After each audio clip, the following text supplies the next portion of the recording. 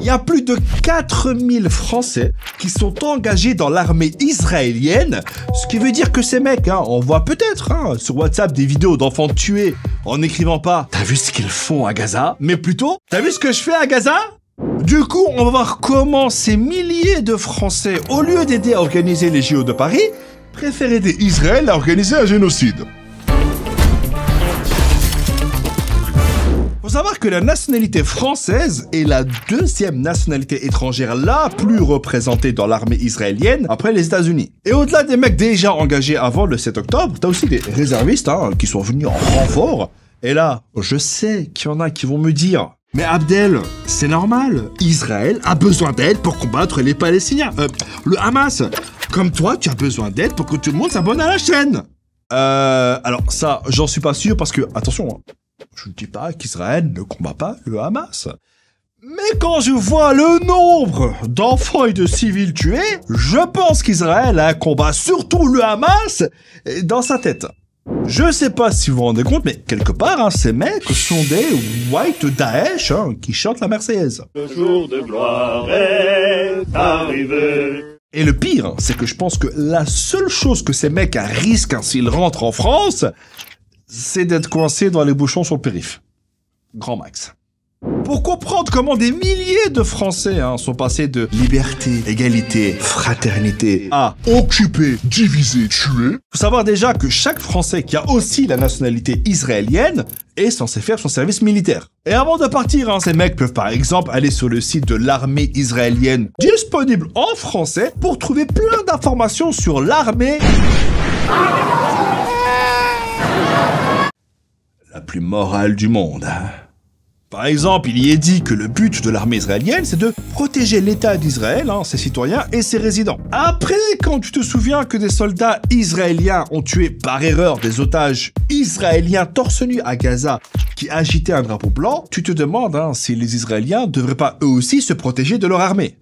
D'ailleurs, sur cette même page, il y a aussi une partie sur la dignité humaine, mais là, je crois qu'ils ont oublié de rajouter le LOL à la fin.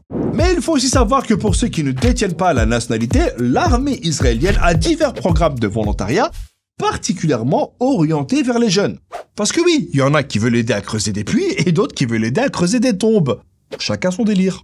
Par exemple, t'as le programme Ma'al, destiné aux jeunes du monde entier qui ont entre 18 et 23 ans et qui ont au moins un grand-parent de confession juive. Et si c'est pas le cas, tant pis pour toi, tu te contenteras de regarder le génocide à la maison. Qu'est-ce que je te dise?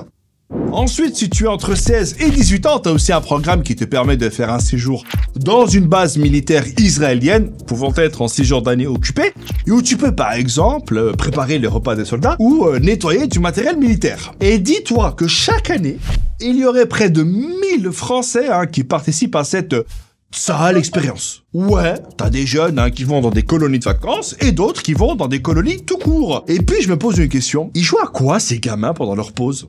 1, 2, 3, checkpoint! Ah, t'as bougé! Maintenant tu deviens palestinien! Oh là là, mais arrête de pleurer, c'est qu'un jeu! Écoute, calme-toi, et je te promets qu'après le goûter, on ira expulser des Palestiniens. Gourmand!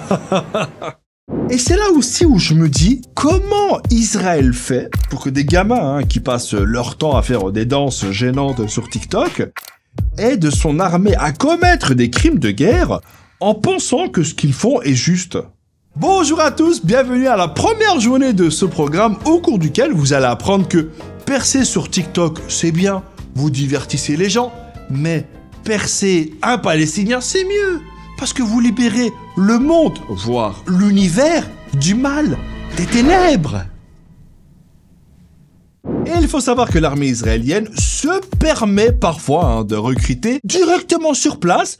En France, par exemple, il y a quelques années, il y a un officier de l'armée israélienne qui a donné une conférence sur la politique de recrutement dans une grande synagogue de Paris. Et un pays étranger qui recrute dans un lieu de culte en France, comme dirait Zérébi, c'est pas très républicain. Imagine si demain, dans une mosquée, il y avait... Tu vois, j'ai même pas besoin de terminer que t'as compris. Du coup, avec tout ça, j'ai une question. Que pensez-vous de tous ces Français engagés dans l'armée israélienne? Vous mettez ça en commentaire et on se donne rendez-vous la semaine prochaine. Ciao. Cette danse te met mal à l'aise? Tu voudrais que j'arrête? Y a pas de problème. Pour ça, il suffit de cliquer là pour t'abonner et cliquer là pour regarder une autre vidéo. Par contre, dépêche-toi parce que là, je suis un peu fatigué, tu vois. En plus, je connais pas beaucoup de pas de danse, donc vas-y.